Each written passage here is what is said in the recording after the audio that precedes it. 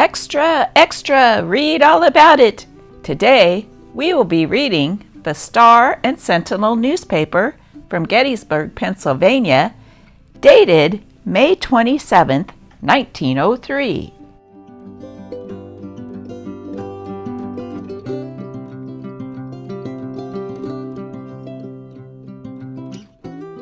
Today's video includes an article about a man who visits Coney Island.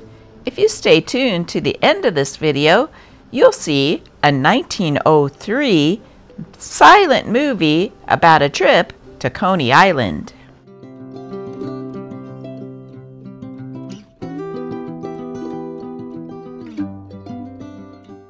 "17 horses purchased in this country by a commissioner from King Edward for the royal stables were shipped last week on the Atlantic transport steamer Minnehaha. They will be used for breeding purposes. This, it is said, is the first purchase of American horses by a European monarch for his private use."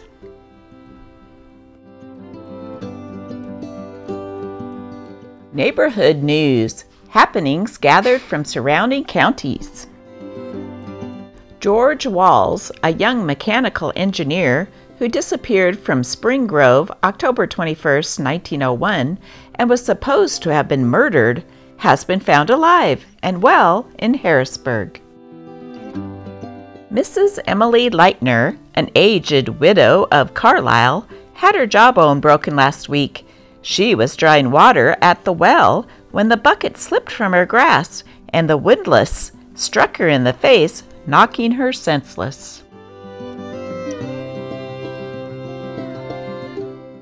A movement is now on foot to have the John Burns statue unveiled during the big time in July, probably on the 1st. This is the only statue on the field that has not been unveiled.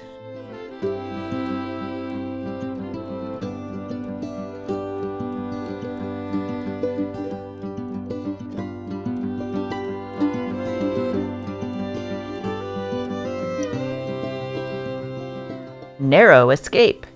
John A. Davis of near Littlestown, a brick carrier for Wise and Long, had a narrow escape Friday afternoon.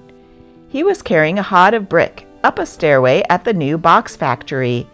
Albright was carrying another hod a few steps ahead of him.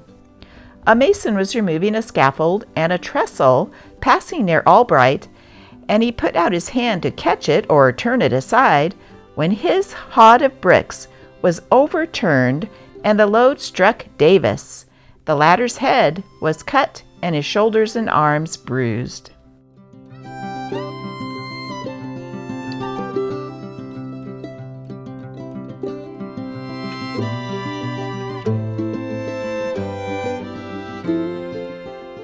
Indian School Picnic. About 600 pupils and teachers of the Carlisle Indian School picnicked at Round Top on Friday. They came on a special train of 9 coaches and were taken directly to the hill.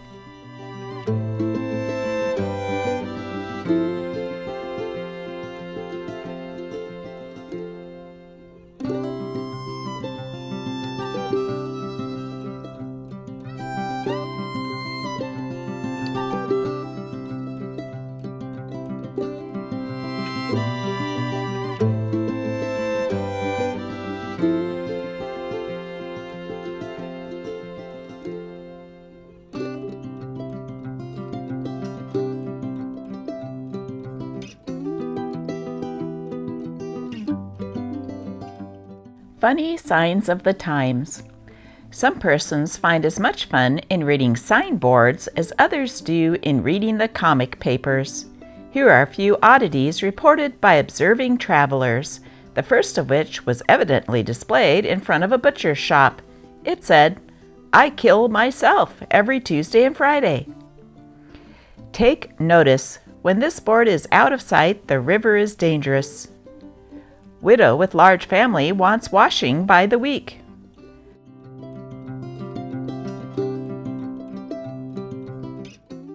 A couple of inscriptions. I was in New York one day and took a trip down to Coney Island, said the agent of a Pittsburgh nail mill. I had heard of the slick fellows down there, and so I left my watch at home and carried a dummy, across which I had pasted a slip of paper bearing the words, "Look inside for a fool." I hadn't got the salt taste of the ocean yet when the watch disappeared, and it was 3 hours later, as I sat in a booth drinking beer, when I felt that watch in a side pocket of my coat. I pulled it out in amazement, and I found my slip of paper replaced by one bearing the words, "Look outside for an ass." It may be that I got the bulge on the gang, but somehow I have always thought that they came out a trifle ahead, just a trifle.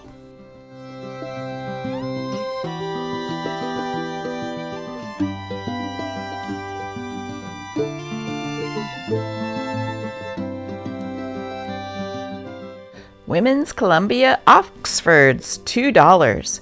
The Biltwells shoes in men's, $2.50. Are extra good values. Amos Eckert.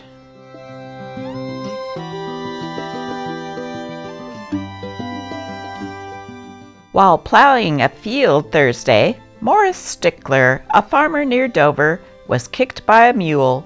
The kick did not hurt him much, but he swallowed a large quid of tobacco, which struck in his throat, and, but for the assistance of a physician, he would have strangled to death.